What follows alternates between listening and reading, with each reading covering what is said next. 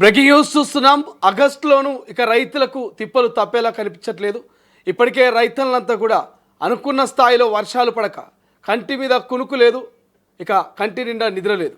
ఎప్పుడు వర్షం పడుతుందో, ఎప్పుడు మా పంటలు ఇక ఏపుగా ఎదుగుతాయంటూ కూడా రైతన్నలు ఆకాశం వైపు ఎదురు చూస్తున్నటువంటి టైంలో ఇక మరోసారి వాతావరణ శాఖ హెచ్చరికలు జారీ చేసిందని చెప్పుకోవచ్చు. ఎందుకంటే ఇప్పటికే రాష్ట్ర ప్రభుత్వము రానున్నటువంటి భవిష్యత్తు కరువు పైన అంచనాలు వేస్తోంది. కరువు నుంచి మరి ప్రజల్ని ఎలా కాపాడాలన్నటువంటి మరి ఆలోచన చేస్తున్నటువంటి పరిస్థితి మనకు కనిపిస్తుంది. సో ప్రధానంగా ఎప్పుడైతే ఈ ఎలినోకు సంబంధించి ఈ ఎలినో ఎఫెక్ట్ 20 జిల్లాల్లో పడబోతున్నట్టుగా ఎప్పుడైతే వాతావరణ శాఖ చెప్పిందో అప్పటి నుంచి కొంత రైతన్నలకు ఆవేదన అయితే మిగిలినటువంటి పరిస్థితి మనకు కనిపిస్తుంది. కొన్ని చోట్ల రైతన్నలు ఇప్పటికే పత్తి, మొక్కజొన్న, ఇతర పంటల్ని సాగు చేసిరు.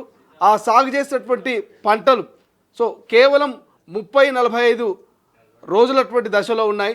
సో ఆ మొలిచినటువంటి మొక్క ఎండిపోయేటటువంటి దశలో రైతన్నలు బకెట్లతోటి, బిందెలతోటి, లేకపోతే వాళ్ళకు వ్యవసాయ క్షేత్రాల్లో ఉన్నటువంటి ఏవైతే మరి నీటిని ఒక్కో చెట్టు దగ్గర పోసే ప్రయత్నం చేస్తూ ఉన్నారు. కొంతమంది వాటిని పంటను కాపాడుకునేందుకు పసిపిల్లల వాటిని సాదుకునేటువంటి ప్రయత్నం చేస్తూ ఉన్నారు. సో ఈ విజువల్స్ చూస్తూ ఉంటే చాలా ఇబ్బందికరంగా ఉంది. చాలామంది కన్నీరు మున్నీరు అవుతూ ఉన్నారు. కొన్ని చోట్ల వేసినటువంటి వరి నాట్లు ఎండిపోయినటువంటి సిచ్యువేషను, మరికొన్ని చోట్ల పెట్టినటువంటి మిర్చి కావచ్చు, లేకపోతే పత్తి కావచ్చు, మొక్కజొన్న కావచ్చు, ఇవన్నీ కూడా ఎండిపోతున్నటువంటి నేపథ్యంలో రైతన్నలు పెట్టిన పెట్టుబడి లాసు, మరి ఈసారి రావాల్సినటువంటి మరి పంట లేకపోవడంతో భవిష్యత్తు ఏం జరగబోతుంది, అంధకారంలో మారబోతుంది అంటూ కొంత ఆవేదన వ్యక్తం చేస్తున్నటువంటి పరిస్థితి మనకు కనిపిస్తుంది. సో ప్రధానంగా దీనికి సంబంధించి ఎలినో ప్రభావంతోనే రాష్ట్రంలో మరొక 2 నెలల పాటు వర్షాభావ పరిస్థితులు కంటిన్యూ అయ్యే అవకాశం ఉంది. ఈ నేపథ్యంలో తీసుకోవాల్సిన జాగ్రత్తలను కేంద్ర నిపుణులు రాష్ట్ర ప్రభుత్వ యంత్రాంగానికి వివరించారు. ఈ మేరకు వర్షాభావాన్ని ఎదుర్కొనేందుకు 3 దశలు ప్రధానంగా యాక్షన్ ప్లాన్ సిద్ధమైంది. మండలాల వారీగా వీక్లీ వెదర్ బులెటిన్లను జారీ చేయాలంటూ నిపుణులు, శాస్త్రవేత్తలు సూచిస్తున్నారు. ఇక నిపుణుల సూచనల మేరకు జిల్లాల వారీగా కంటిజెన్సీ ప్రణాళికలు సిద్ధమయ్యాయి. వాటిని క్షేత్రస్థాయిలో అమలు చేసేందుకు సిద్ధంగా ఉండాలంటూ వ్యవసాయ శాఖ అధికారులకు మంత్రి తుమ్మల నాగేశ్వరరావు సూచించారు. అయితే వాతావరణ శాఖ, తెలంగాణ వ్యవసాయ విశ్వవిద్యాలయం అండ్ ఐఐఆర్ అండ్ ఐఐఎంఏఆర్ అండ్ సిఆర్ఐడిఏ వ్యవసాయ అనుబంధ శాఖల ఉన్నత అధికారులతో ఇక్రిషాట్లో జరిగినటువంటి సమగ్ర సమీక్షలో ఎలినో ప్రభావం ఎదుర్కొనేందుకు ఒక యాక్షన్ ప్లాన్ కూడా ఖరారైనట్టుగా తెలుస్తోంది. ప్రధానంగా రాష్ట్రంలో వర్షాభావాన్ని ఎదుర్కొనేందుకు దీర్ఘకాలిక డ్రై స్పెషల్స్ అండ్ దాంతోపాటు అధిక ఉష్ణోగ్రతలు నమోదయ్యేటువంటి పరిస్థితులను దృష్టిలో ఉంచుకొని జూలై 15, జూలై 30, ఆగస్టు 15 తేదీలను ప్రతిపాదికగా తీసుకొని 3 దశల్లో కంటిజెన్సీ ప్రణాళిక సిద్ధం చేసినట్లు అధికారులు వివరించారు. ఇక జూలై 15 వరకు వర్షాలు రాకపోతే 16.30 లక్షల క్వింటాల విత్తనాలు, జూలై 30 వరకు ఆలస్యమైతే 13.82 లక్షల క్వింటాలు, ఆగస్టు 15 వరకు వర్షాభావ పరిస్థితులు కొనసాగితే 12.70 లక్షల క్వింటాల విత్తనాలు అవసరమవుతాయంటూ అంచనా వేశారు. విత్తనాలను ముందుగానే అందుబాటులో ఉంచనున్నారు. రాష్ట్రంలోని 13 జిల్లాల్లోనే సాధారణ వర్షపాతం నమోదైందని, మిగిలిన 20 జిల్లాల్లో లోటు వర్షపాతమే ఉందంటూ మంత్రులు వెల్లడించినటువంటి పరిస్థితి మనకు కనిపిస్తుంది. ఇక ఎలినో ప్రభావం ఎదుర్కొనేందుకు రాష్ట్రంలో dynamic district specific response DSR విధానాన్ని అమలు చేయనున్నట్లుగా మంత్రి తెలిపారు. ఇందులో భాగంగా రియల్ టైం వర్షపాతం పర్యవేక్షణ, నేలలోని తేమ పరిశీలన, వాతావరణ ఆధారిత వ్యవసాయ సలహాలు, పంటల ఎదుగుదల అంచనాలు, ప్రత్యామ్నాయ పంటల ప్రణాళిక, నేల తేమ సంరక్షణ, పంటల వైవిధ్యీకరణ వంటి చర్యలను అమలు చేయనున్నారు. ఇక వాతావరణ శాఖ నీటిపారుదల, భూగర్భ జలాలు, విద్యుత్, వ్యవసాయ, ఉద్యాన శాఖల సమన్వయంగా పనిచేసి ప్రతి వారం మండల వారీగా ఆగ్రో వెదర్ బులెటిన్ను విడుదల చేయాలంటూ ఆదేశించినట్టు తెలుస్తోంది.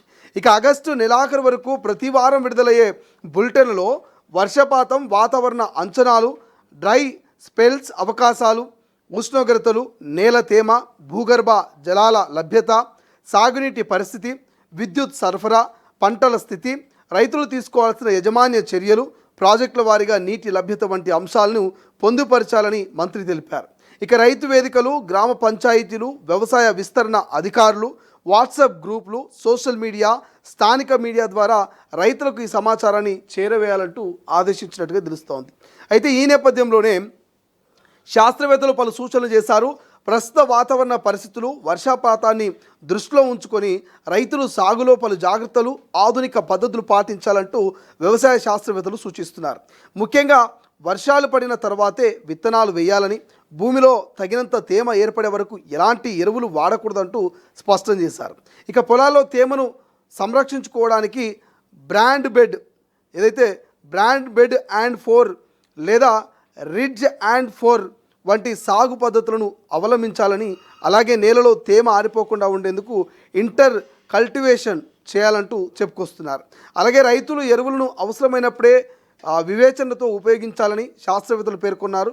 నీటి ఎద్దటిని తట్టుకోవడానికి స్కిప్ రో ఇరిగేషన్ పద్ధతిని అమలు చేయాలని, ఒకవేళ వర్షాలు లేక పంటలు ఎండిపోయి డ్రై స్పెల్స్ పరిస్థితులు ఏర్పడితే యూరియా లేదా పొటాషియం నైట్రోడ్ ద్రావణాలని ఆకులపై పిచికారీ చేయాలని ఇక సిఫారసు చేశారు.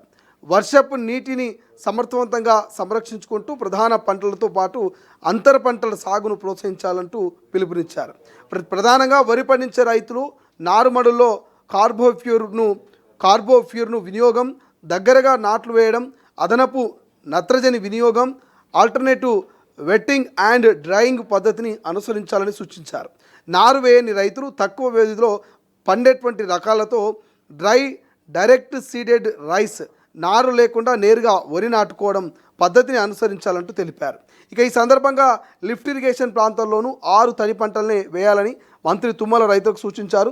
భారీ ఇరిగేషన్ రిజర్వాయర్లలో కూడా నీటి నిల్వల ఆశాజనకంగా లేవని, భారీ వర్షాలు కురిసే అవకాశాలు తక్కువగా ఉండడంతో వరదలు కూడా స్వల్పంగానే ఉంటాయని, భూగర్భ జలాలు కూడా తొందరగా ఇంకిపోతున్న దృష్ట్యా బావులు, బోర్ల కింద రైతులు చిరుధాన్యాలు, తక్కువ నీటి వినియోగం పంటలను ప్రోత్సహించాలంటూ తుమ్మల హెచ్చరించినటువంటి పరిస్థితి మనకు కనిపిస్తుంది. సో ఇక్కడ పూర్తి సినార కనుక మనం అబ్జర్వ్ చేస్తే మంత్రులైనా, ముఖ్యమంత్రి అయినా, వాతావరణ శాఖ అయినా ఒకటి క్లియర్గా చెప్తా ఉంది, ఎక్కువగా నీళ్లు తీసుకునేటువంటి పంటల్ని మీరు తగ్గించాలని చెప్తా ఉన్నారు. జనరల్గా మనం చూస్తుంటాం కాలువలు కానీ, ఏటిగట్టు కానీ, చెరువులు కానీ వీటి మీద ఆధారపడి చాలామంది రైతులు సంవత్సరానికి 2 లేదా 3 పంటల్ని ఎక్కువగా వరి నాటుతుంటారు. మనం ఇటు కరీంనగరో లేకపోతే ఇటు సిద్దిపేట పోతుంటే ఆ కాలువలు ఆ ప్రాంతాల్లో, లేకపోతే ఇటు ఏపీ పోతే ఈ కాలువల మీద ఆధారపడి ఈ యొక్క నది పక్కన ఉన్నటువంటి వాళ్ళు, ఈ చెరువుల పక్కన ఉన్నటువంటి వాళ్ళు ఎక్కువగా వరి వేస్తుంటారు. సో ఇప్పుడు అటువంటి వాళ్ళు కూడా మరి వరి వేయొద్దని చెప్తున్నారు. ఎందుకు వేయొద్దు అంటే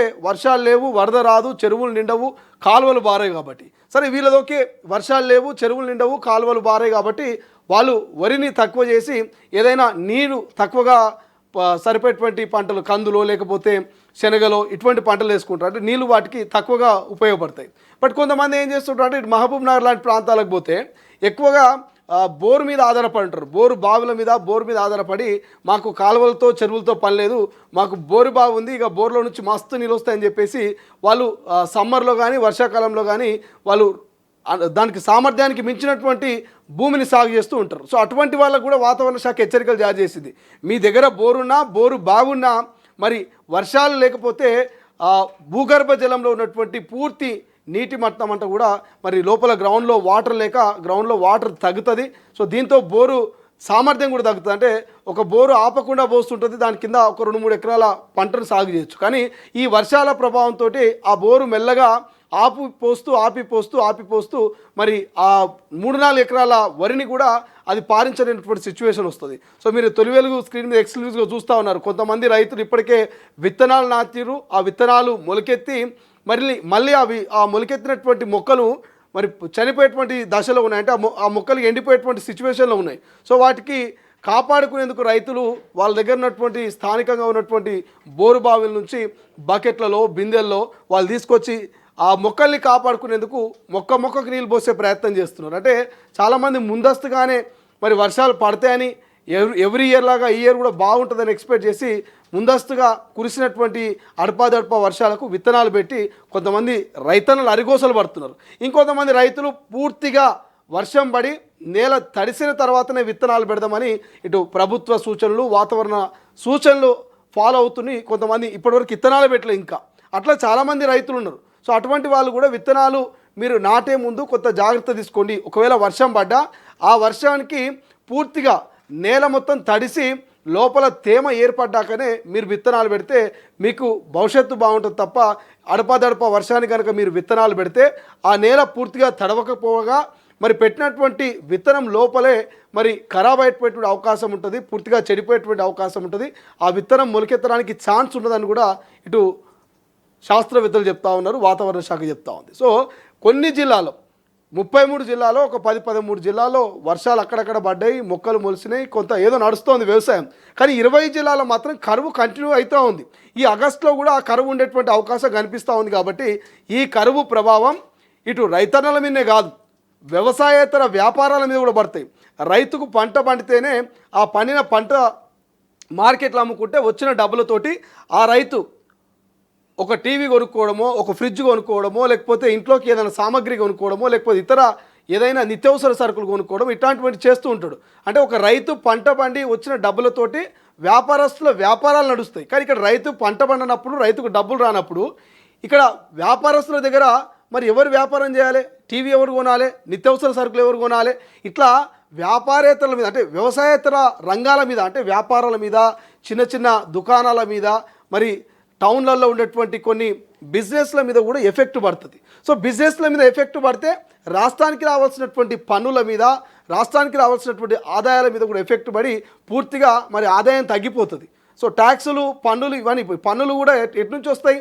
రైతులు కొన్నటువంటి వస్తువుల మీదనే రాష్ట్ర కేంద్ర ప్రభుత్వాలు పన్నులు వేస్తాయి. ఇక్కడ బిజినెస్ కానప్పుడు వ్యాపారస్తులు మరి ఎక్కడ ఆదాయం వస్తుంది? పన్నులు ఎట్లా వస్తాయి రాష్ట్ర ప్రభుత్వానికి? సో ఇట్లా చాలా ఎఫెక్ట్ పడుతుంది.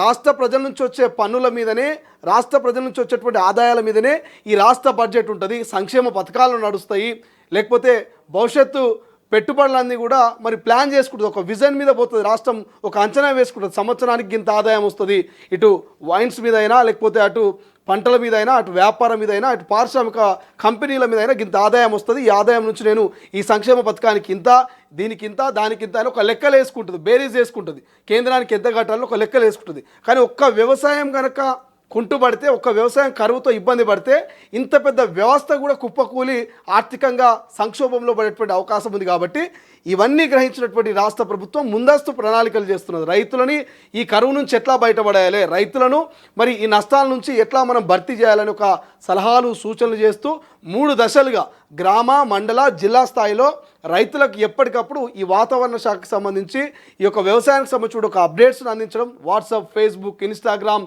మీడియా, సోషల్ మీడియా, ఇట్లా ఏ వేదిక అయినప్పటికీ రైతులు మోసపోవద్దు, రైతులు నష్టపోవద్దు, రైతులు కరువులో మరి ఇబ్బంది పడవద్దని ఒక ఆలోచన చేసినట్టుగా తెలుస్తోంది. చూద్దాం ఇది ఎంతవరకు ఇంప్లిమెంట్ అవుతుంది, ఎంతవరకు ఇది గ్రౌండ్ లెవెల్లో వెళ్తుంది, ఎంతవరకు ఈ కరువును ఈ రాష్ట్ర ప్రభుత్వం కంట్రోల్ చేయగలుగుతుంది అనేది భవిష్యత్తులో చూడాలి.